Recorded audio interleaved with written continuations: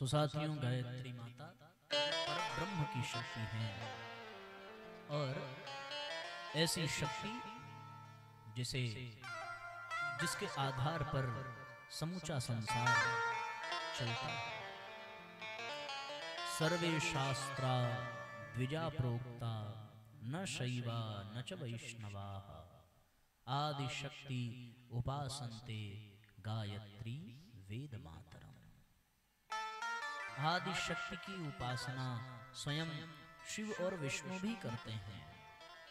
बिना आदि शक्ति की उपासना के किसी भी प्रकार की उपासना जीवन में कल्याणकारी सिद्ध नहीं होती।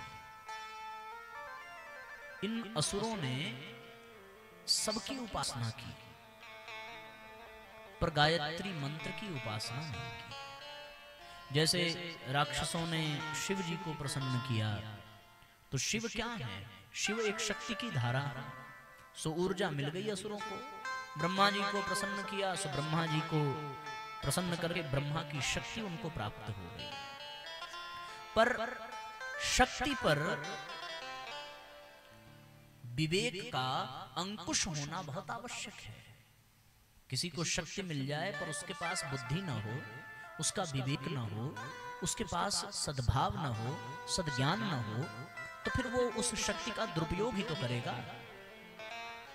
और जिसमें सद्भाव हो, सद्बुद्धि हो, सद्ज्ञान हो, सद्विवेक हो, उसके पास अगर शक्ति आती है, उसको अगर ऊर्जा मिलती है, यदि वो ताकतवर बनता है तो वो अपनी शक्ति से समाज का कल्याण करता है। और जिसके पास शक्ति तो हो पर सद्बुद्धि न हो, सद्भाव न हो, तो वो उस शक्ति से इस संसार का नुकसान ही करता है, इस संसार को कष्ट ही पहुंचाता है।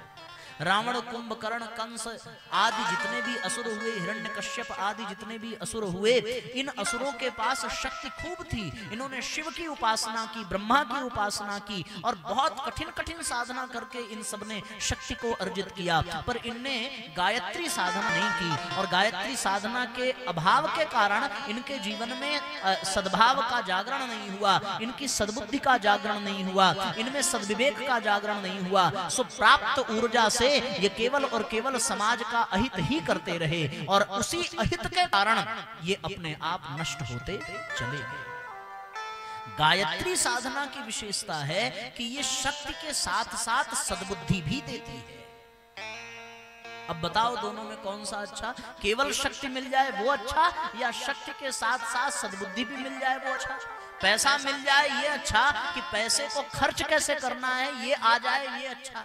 आप खुद सोचो। अगर हम किसी चीज का सदुपयोग करने लगे तो ये प्रकृति का नियम है, वो अपने आप बढ़ने लगता है, प्रकृति का नियम है ये। और अगर हम किसी चीज का दुरुपयोग करने लगे तो वो अपने आप घटने लगता है, अपने आप समाप्त हो जाता है। इसलिए शक्ति मिले पर शक्ति के साथ सद्बुद्धि, सद्भाव, सद्विवेक भी अत्यंत आवश्यक है। भगवान शंकर से शक्ति मिल सकती है पर सद्बुद्धि गायत्री माता से मिलती है। भगवान ब्रह्मा से शक्ति मिल सकती है पर सद्विवेक गायत्री माता से मिलती है। अन्य देवी देवताओं से शक्ति मिल सकती है पर सद्भाव गायत्री माता से ही प्राप्त हो सकता है और कहीं से मिल नहीं सकता। गायत्री मंत्र सद्बुद्धि का मंत्र है, गायत्री मंत्र सद्विवेक का मंत्र है, गायत्री मंत्र सद्भाव का मंत्र है। गायत्री मंत्र केवल शक्ति प्रदान नहीं करता बल्कि शक्ति के साथ साथ शक्ति को नियंत्रण करने, शक्ति को संचालित करने, शक्ति को जागृत करने की भी विधा प्रदान करता है। सुसाथियों, गायत्री कौन? गायत्री परब्रह्म की वह दिव्य शक्ति धारा है जो शक्ति के साथ साथ जीव को सद्बुद्धि, सद्भाव भी प्रदान करती है। परब्रह्म की अद्भुत धारा जिससे सकल जगत विस्तारा, ऐसी अद्भुत धारा परब्रह्म की अद्भुत धारा जिससे सकल ब्रह्म विस्तारा। परब्रह्म की अद्भुत धारा जिससे सकल जगत विस्तारा।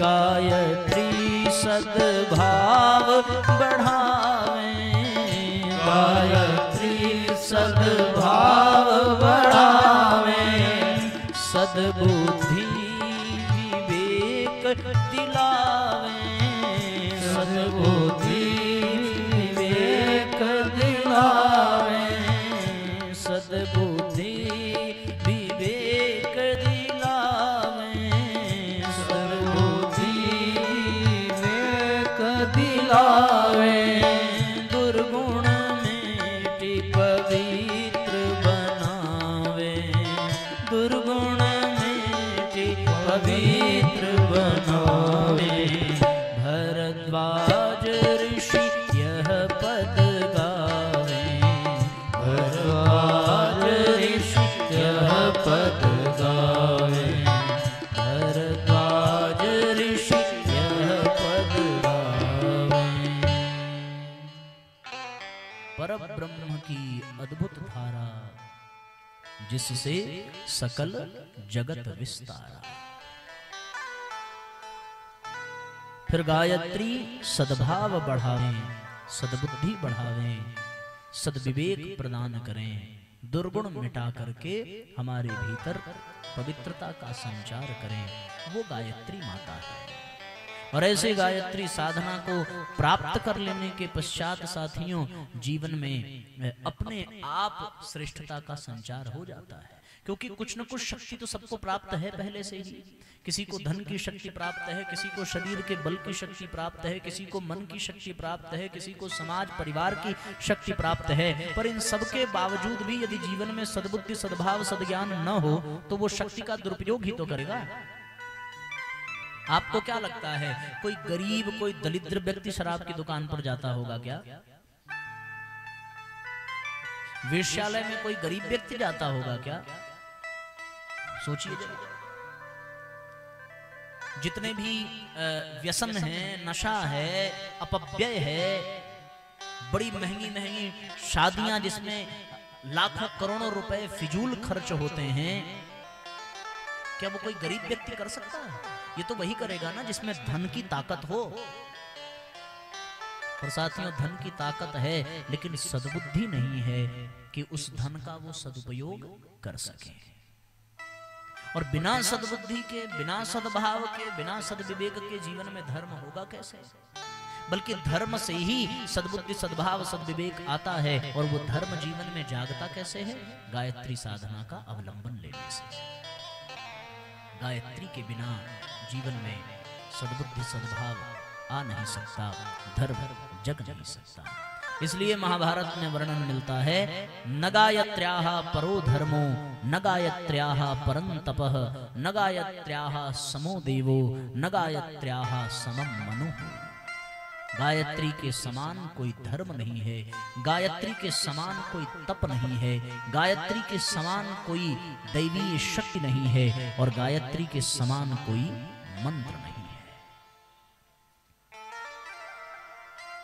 ये गायत्री की शक्ति देवताओं के पास है। सो वो सद्बुद्धि संपन्न है, सद्भाव संपन्न है। ताकत की दृष्टि से, बल की दृष्टि से देवता असुरों से बलवान नहीं है। बार बार देवता पराजित हो जाते हैं, फिर भगवान से शरण मांगते हैं, भगवान से प्रार्थना करते हैं। देखा होगा आपने, असुरों से बार बार देवता पराजित होते हैं। सो देवता बलवान नहीं है, पर देवताओं में एक विशेषता है, और वो क्या है? वो सद्बुद्धि सद्भाव सद्विवेक है। वो दुर्व्यसन में नहीं फंसते, वो अपव्यय में नहीं फंसते, वो प्रदर्शन में नहीं फंसते, वो अहंकार में नहीं फंसते। कारण क्या है? सद्बुद्धि। सद्बुद्धि कहां से आई? गायत्री साधना से। तुम देवों की माता हो, शक्ति प्रगति सुखदाता हो। गायत्री से ही सब कुछ संचालित होता है। सभी देवी देवता गायत्री से ही शक्ति पाते हैं। पर कहीं ऐसा वर्णन नहीं है कि असुरों ने गायत्री से शक्ति पाई। असुरों ने गायत्री माता से शक्ति पाई होती तो उन्हें सद्बुद्धि भी मिलती, और सद्बुद्धि मिलती तो वो कभी कुमार्ग पर न जाते, है कि नहीं? तो बात समझ में आ रही है ना? किसको किसको समझ में आ रही? हाथ उठाओ जरा। पक्का कि झूठ मूठ में? सही बताना। जिसको ज्यादा समझ में आ रही है दोनों हाथ उठाओ। अरे वाह, समझदार लोगों के बीच में आए हैं भैया हम। अच्छा आप बताओ, आप समझदार ज्यादा हैं कि हम बढ़िया समझा रहे हैं? हाँ बोलो भाई। अरे वाह, आदमी कितना भी बढ़िया समझाने वाला हो पर समझने को कोई तैयार ना हो तो वो सिर पटक लेगा पर समझा नहीं सकता। क्यों?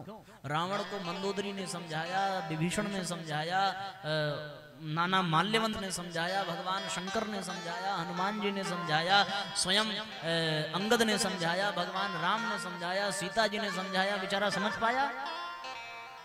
तो हम कितना भी बढ़िया समझा रहे हों पर आप अगर समझदार नहीं होंगे तो फिर हम लाख कोशिश कर लें हम समझा ही नहीं पाएंगे। इसलिए साथियों समझदार होना बहुत जरूरी है और हमको बहुत प्रसन्नता है कि हम समझदारों के बीच में आए हैं। समझ रहे हैं सब लोग? सो इसलिए साथियों हम सब भी भावपूर्वक माँ गायत्री से प्रार्थना करें कि हमें भी सद्बुद्धि मिले, हमें भी सद्भाव मिले, हमें भी सद्ज्ञान मिले, ताकि हम अपने जीवन को धर्म से युक्त कर सकें, हम अपने जीवन को धर्ममय बना सकें।